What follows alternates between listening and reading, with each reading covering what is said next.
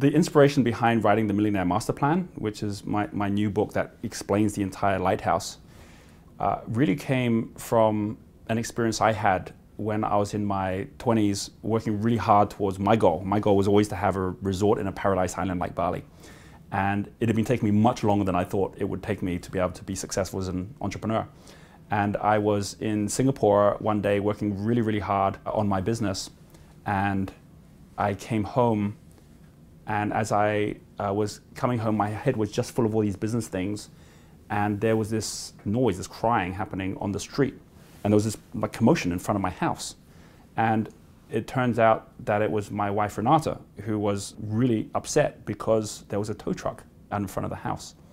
And they had come to tow away our car because I'd forgotten to pay, well, it'd been quite a few months that I'd forgotten to pay the payments. And the reason had been that I was so wrapped up in trying to make my business successful that I didn't want to look at the bills and the fact that I was like, in debt and all these other things that so many of us struggle with. But when I saw her and her reaction, and I was there pleading with the guys, like, please, like, can you just, like, give me extra time? And he, of course, he wasn't a negotiator. He was like, nope, I'm taking your car, call this number. And I remember that moment, she walked back in the house because she was obviously very upset that the car was gone. And the tow truck went. Our neighbors had come out, so that was also part of the embarrassment. And I was just standing there on my own. And it's really interesting because we all hear stories about how you got to pay yourself first, you got to look after. But these are all kind of like just words. It's when you go through an experience which is at such a level where it really impacts you, like, what am I doing? Why is it that I am so focused at trying to get to success that in itself has led to failure? What I did at that point was I applied certain things that I'd learned from a mentor several years earlier. Because I'd gone out to look for mentors. I just hadn't necessarily listened to everything they had said. And there was a mentor who had met me several years earlier when I was in another of my businesses. In fact, it was the same publishing business that I started straight out of university. And at that point, I was like running like crazy.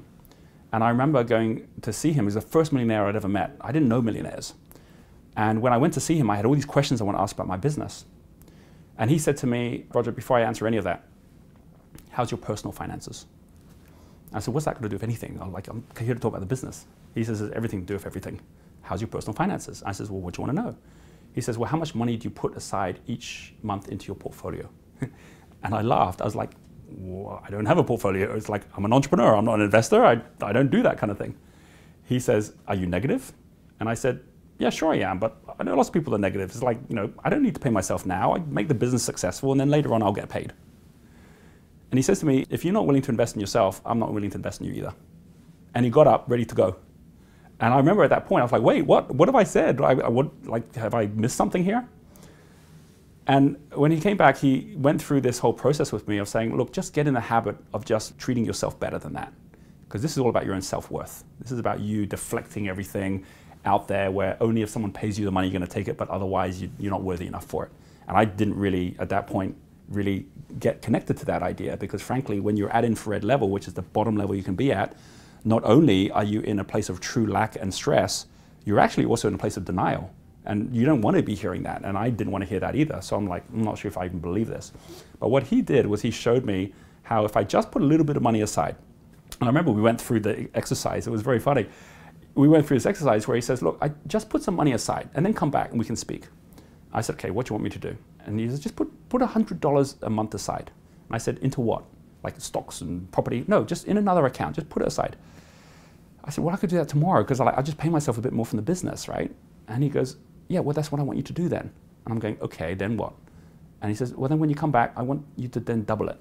And I said, well, I could do that next month. I could do it straight away. He says, I don't want you to do it straight away. I want you to take it one step at a time so you get in the habit of doing it. And I'm like, okay, so now I'm like 2 months in and now I've doubled it. That's easy. Now what? He goes, well, just double it again. I said, what, to $400? And he goes, yeah. Just keep on doing that. We'll talk about what you're going to do with that money later, but just get in the habit of you paying yourself in a way that allows you to experience what it's like to have more money, personally, not in your business.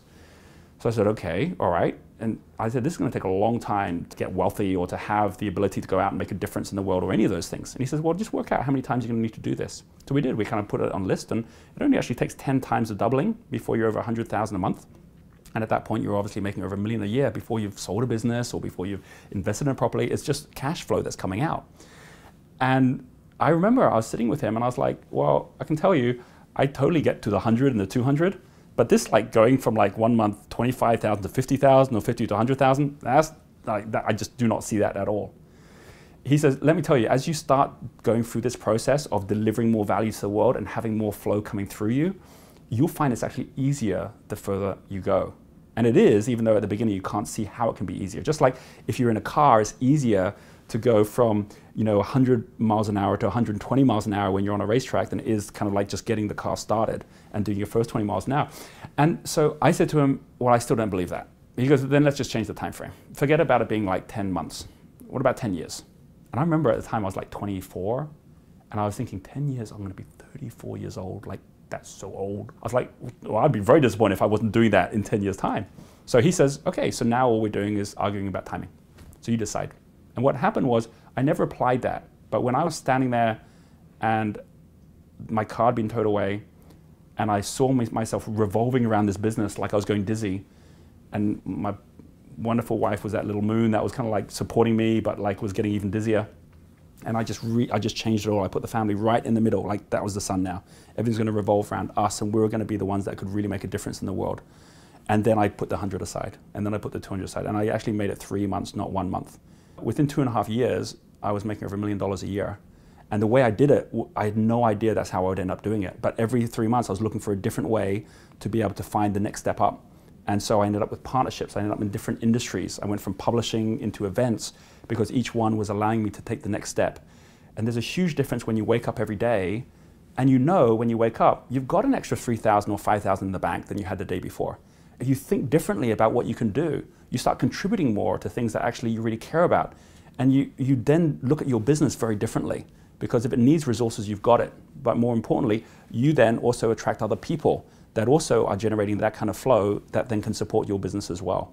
So there's a strategy and there's a structure which allows us to really change the true way that we are and allow us to be able to move forward.